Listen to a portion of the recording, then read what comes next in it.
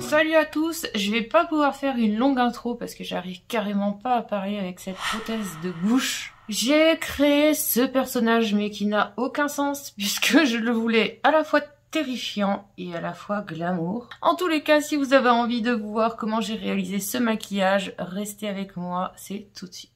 Je vais commencer ce maquillage avec un maquillage des yeux. Je vais venir apposer une prothèse au niveau de ma bouche et donc je vais devoir travailler mon teint ensuite. Je préfère commencer par les yeux et finir ensuite par mettre la prothèse parce que c'est quand même compliqué de se maquiller avec une prothèse. C'est assez lourd, on la sent, d'autant que je suis un peu sensible au latex liquide. Il se peut que j'ai des petites réactions où je préfère vraiment la mettre en finale, enfin en dernier. Je fais un mélange de blanc et de vert de ma base P. Louise et je vais venir l'appliquer sur toute ma paupière mobile et jusqu'en dessous du sourcil. Je vais prendre maintenant ma palette Carnival 3 de Be Perfect Cosmetics et la teinte Tropics que je vais placer dans le creux de l'œil en remontant vers mon arcade. Je vais donc utiliser maintenant Key Lime en transition à partir du vert que j'ai déjà mis jusqu'à mon arcade. Je vais intensifier mon creux d'œil avec la teinte The Deep qui est donc un bleu assez électrique et je vais la mettre directement dans le creux de l'œil et sur l'extérieur de mon œil.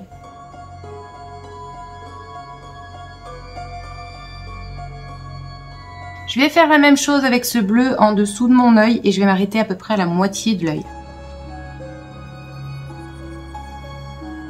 Je vais dégrader ce bleu avec la teinte Reef.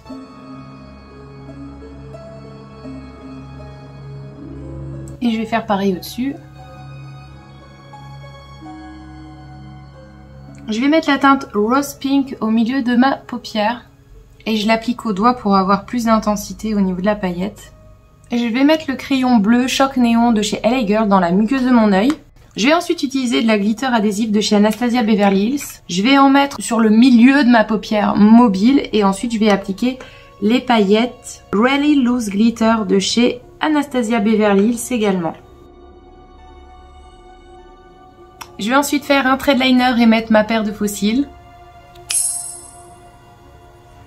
J'en ai profité pour faire mes sourcils avec ma pommade à sourcils habituelle et du liner noir en extrémité du sourcil. Je vais également mettre du mascara bleu en dessous de l'œil et ensuite je vais venir travailler le contour de mes sourcils avec un anti-cerne et je vais le faire également au contour de mon œil.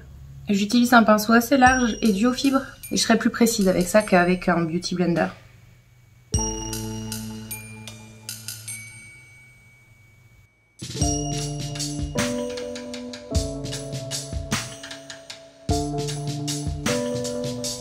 Je vais utiliser mon bronzer pour poudrer les côtés de mon visage, en fait les zones les plus marquées habituellement en contouring. Et donc là je vais juste les accentuer.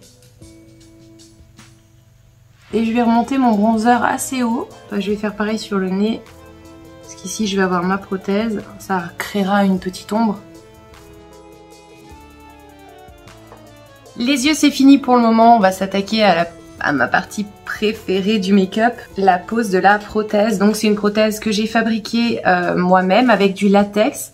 Également... Oula, je perds une dent. Ah, j'ai perdu une dent. Donc que j'ai fabriqué avec du latex liquide, de la farine et du plastique polymorphe pour pouvoir réaliser les dents. Je vais appliquer un fard à l'eau de couleur noire au contour de mon nez et de ma bouche pour que ça disparaisse derrière la prothèse dans un premier temps. J'hésite pas à en mettre dans les trous de nez, ce serait quand même bête qu'on... un petit morceau de peau à cet endroit-là.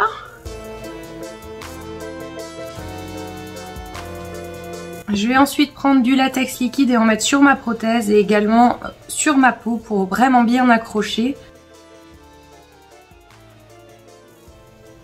On dirait un tigre.